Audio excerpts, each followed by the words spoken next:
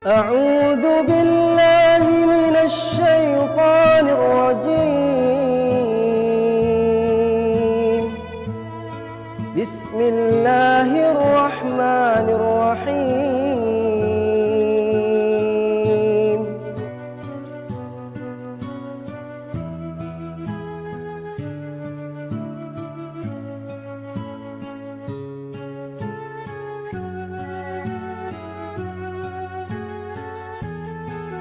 Akhlak Nabi itu bisa buat orang yang benci sama beliau jadi jatuh hati kepada beliau.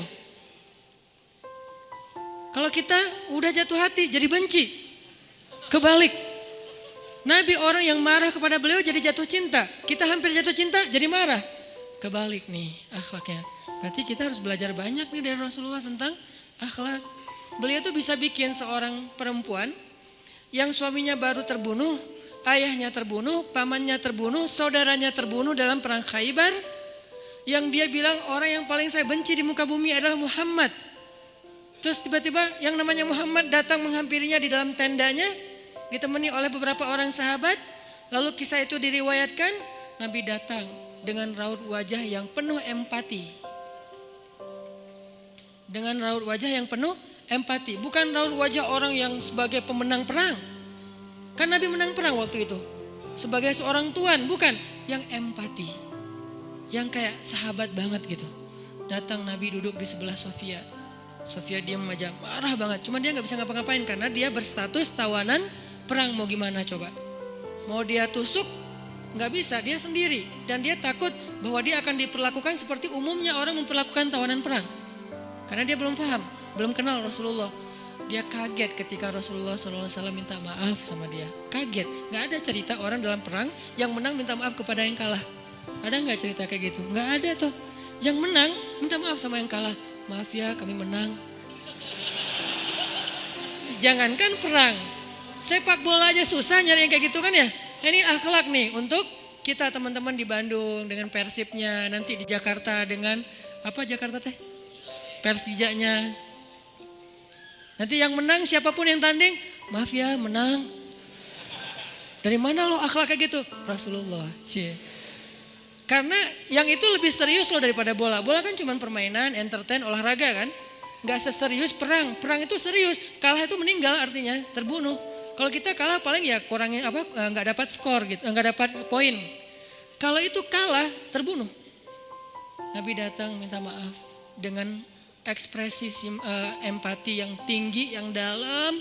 Nabi itu kayak ngerasain banget perasaan Sofia. Minta maaf, menjelaskan.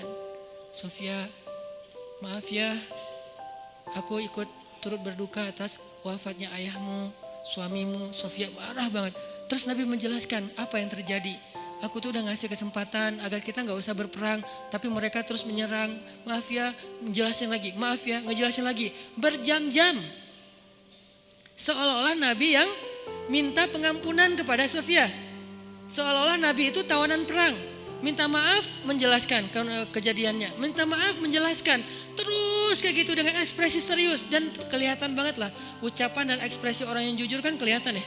Jujur bahwa beliau tuh empati banget, bahwa beliau juga berduka. Terus sampai Sofia dari yang tadinya lihat ke bawah nunduk marah, lama-lama ngelihat ke arah Rasul. Ngelihat ekspresi Rasul serius banget, malah dia jadi kasihan. Sampai akhirnya dia jatuh cinta kepada Rasulullah SAW. Kata Sofia, ketika Rasulullah SAW datang kepada saya, waktu itu dia adalah orang yang paling saya benci di muka bumi. Tapi dia terus meminta maaf dan menjelaskan. Meminta maaf dan menjelaskan. Sampai akhirnya dia menjadi orang yang paling saya cintai di muka bumi. Akhlak Rasul. Rasulullah gak mengatakan Allah berfirman wahai Sofia. Enggak, belum ke sana. Akhlak dulu, baru nanti ajarin. Tarbiyah namanya kan ya.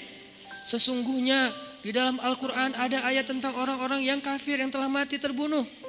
Enggak, Rasulullah tuh tahu. Jangan ngomongin tentang ayahnya yang mati terbunuh, ibunya yang pamannya, suaminya yang mati dalam keadaan kafir. Nabi gak mau ngomongin itu, kenapa? Menjaga perasaan Sofia. Kok masih dijaga sih perasaan? Kan mereka beda agama, mereka orang kafir. Inilah akhlak Rasul. Sehingga Nabi membahas yang membuat Sofia merasa kayak dihargai. Sebagai seorang janda, sebagai seorang perempuan, sebagai seorang yatim. sebagai seorang tawanan. Sehingga dia takjub dengan akhlak Nabi, akhirnya dia cerita, "Ya Rasulullah," belum beriman udah manggil, "Ya Rasulullah, saya pernah bermimpi bahwa dalam mimpi saya melihat ada rembulan di atas kota Madinah lalu jatuh ke pangkuan saya." Jibril turun bilang ke Rasulullah, "Apa maksud dari mimpi itu?" Tahu nggak Rasulullah apa maksud mimpi? Apa Jibril? Maksudnya rembulan itu kamu. Maksudnya dia akan jadi istri kamu di dunia dan akhirat. Rasulullah langsung, aduh gimana ya? Rasulullah juga orang yang ra'fah banget tuh. Bil mu'minina ra'ufun rahim tuh Rasulullah. Gak enak, kan dia masih janda baru meninggal suaminya. Masa saya lamar gimana ya? Kata Jibril, "Ya Rasulullah, Allah suruh engkau melamar dia untukmu. Menjadi istrimu di dunia dan di akhirat." Rasulullah dengan gak enak hati mengatakan, "Sofia, aku ingin melamar kamu." Sofia, gimana ya? Itu mah cewek ya. Saya mencoba untuk menghayati kisah ini dari angle cewek elegan ya. Bukan cewek biasa, "Oh boleh gak apa-apa sih, gue sih enggak. Cewek elegan. Cewek elegan, cewek terhormat, cewek yang soleha walaupun belum beriman. Pasti dia gak akan bilang, "Alhamdulillah, Masya Allah." A-nya panjang gitu kan ya. Terus pakai emoticon berderai-derai. Enggak. Dia terhormat. Dia akhirnya, "Saya terserah gimana baiknya aja." Menikahlah Nabi dengan Sofia. Modalnya apa? Akhlak. Bukan mahar yang besar, bukan akun sosial media followersnya paling banyak, bukan eksistensi, bukan gaya-gayaan, bukan datang bawa mobil mewah, datang bawa akhlak.